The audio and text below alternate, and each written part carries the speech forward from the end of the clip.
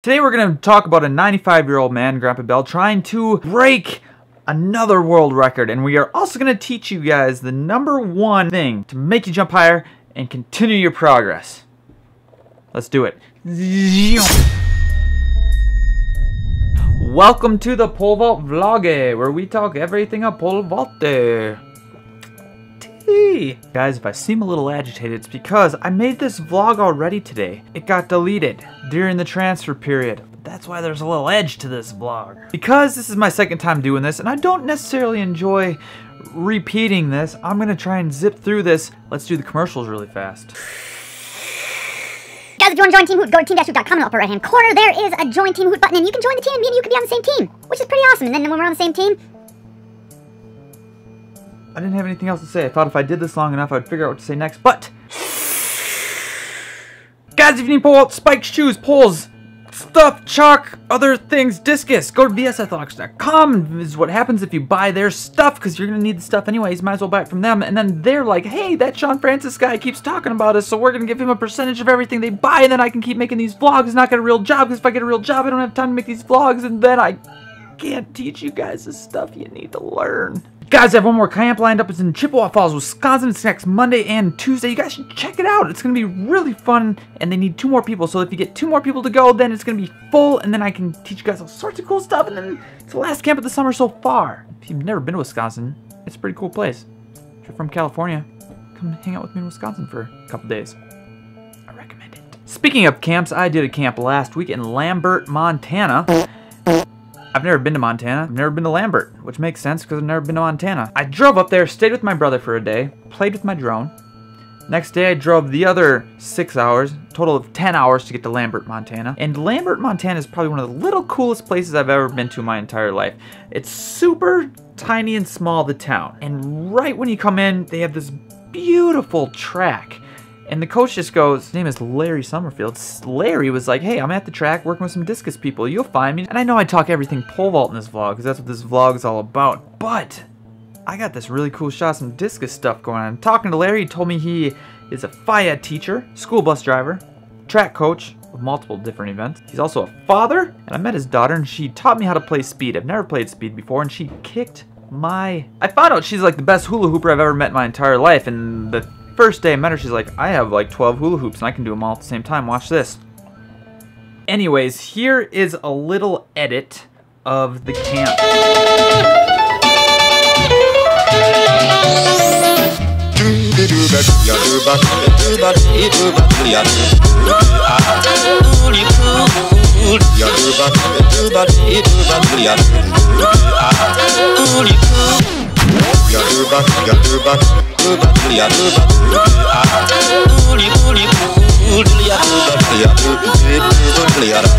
Everybody's at the record house. There are sprinklers hitting the pits right now.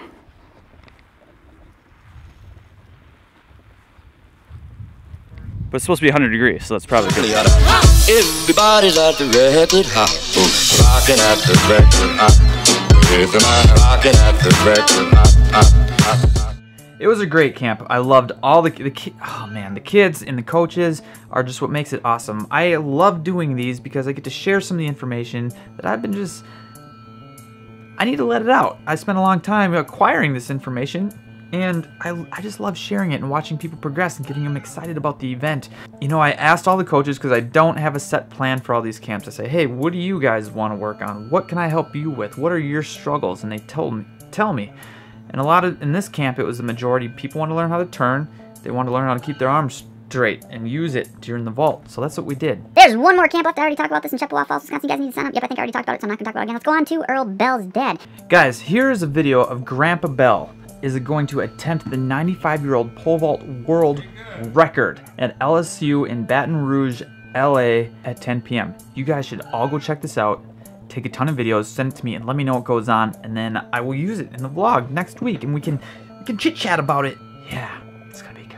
Now is the part of the vlog where I share with you the top secret information to help you guys improve your pole vault and performance and athletic capabilities the fastest. But I can't do it here, so I'm gonna bring in a special guest. Guys, one of the biggest, whoa, there's hair that's flying around. Here is how your pole vaulting will get 10 times better instantly.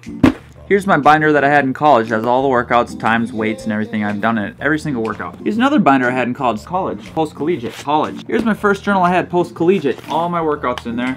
Post-collegiate, once I moved back down to Minnesota. Every single workout, every single weight, every single time, everything. All my tests were in here.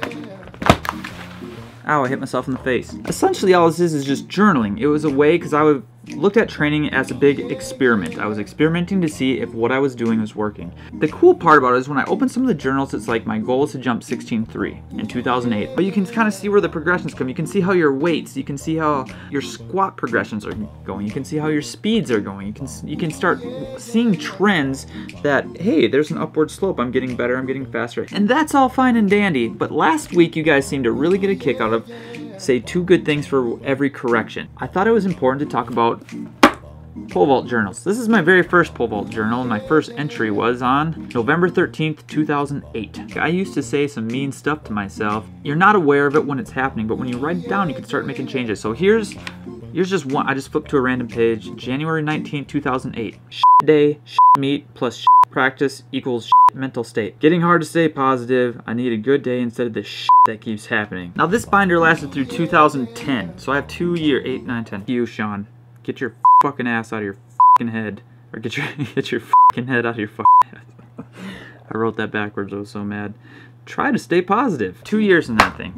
But then I got like this journal, you know, which is a little bit different. So let's go towards like the end. This is 2014. Let's go around the same time. So here's around the same time of this season, different day. My run, so it was 4 lefts, was at 64. I was in 16.0, which was too small, but the 15.2 was too big. I did 8 jumps. And then from 6, I went from 93 and I was in the 18.0, and I started working on the turn, but forgot to hit the left arm like Steve told me to do. So then I wrote what I needed to do to fix that. I need to hit the left arm while attacking the box, and then start the turn and watch my right hand Van Gogh my ear, like rip my ear off. And then the only F word was a frustrating f***hole of a day. But you're feeling super tired and it's early in your season. Here's my point. There's a lot less swear words, a lot less anger, a lot more like, hey, I've been here before. I never jumped well in November, December, and January. Those were heavy training cycles and I was tired. And if you look at my last January in here, it's like, hey, you're tired, you've been here before. Actually, you getting 12 jumps is really good compared to your standards. So you can measure these progress, you can see where these trends are, and for me, it made it a lot easier to swallow a rough day in January, and I know that that's okay because down the road you'll usually PR at indoor championships or outdoor championships. And then the last thing is if you keep your data. So here's a good example. My run changed. 4 lefts went from 60 to 64 by the end of my career. 6 lefts went from 87 feet to 94 feet in 2014. So you could see these numbers. You could see these numbers growing, and they were going up, which means progress, right? And I knew I wasn't striding out because I was also testing, and I was also seeing what my sprints were doing, so I could see, hey, these numbers are getting faster, so my strides are probably getting a little bit longer. More speed is good in the pole vault, and it just helped me stay a little calmer. Data was always my friend. You guys need to journal. Get a binder, journal. You're sitting around waiting to jump anyways. You might as well be writing something down to progress and do better. I'll post in the description below. Steve White has this awesome little So guys, this was a really long way of saying, hey, you guys need to start journaling. Let's review some videos. Guys, I'm back here. See that little goofy little trick I did? Sebastian, which is a cool name. I don't know many Sebastians. God, he's so fast on the runway. That's my favorite thing, is he's got all this energy, but so he's so fast on the runway. Is what right here though, when he starts his plant, you can see how his right arm goes back behind him. And is what that does is it kind of creates this wonky little plant in people. So is how I coach it is I want you to have your right hand where it was, right on your hip, and have a straight line straight to 1 o'clock. And by doing it your way And it might be the plant, or it might just be, oh man, this pole feels kind of big, I'm gonna lean back a little bit. You start to lean back, and then you hit this braking force right there, and it actually slows you down, and we're leaning back. Is what I'm trying to say, is that you have such a gorgeous run. I love it, but you're losing like 30% of the energy just by leaning back and having that goofy little plant. So try leaning forward a little bit and sticking that arm high above your head before the pole touches the back of the box, and you are gonna catch way more of that energy, fly higher, and have more fun. Whew. Good job, man. So good.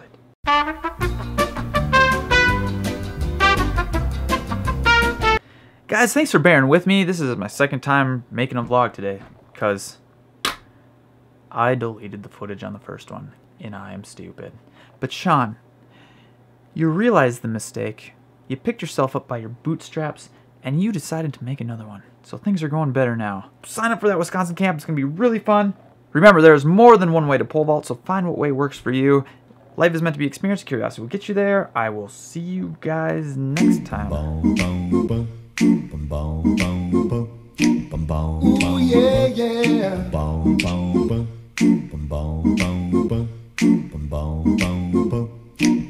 Ooh, yeah, yeah.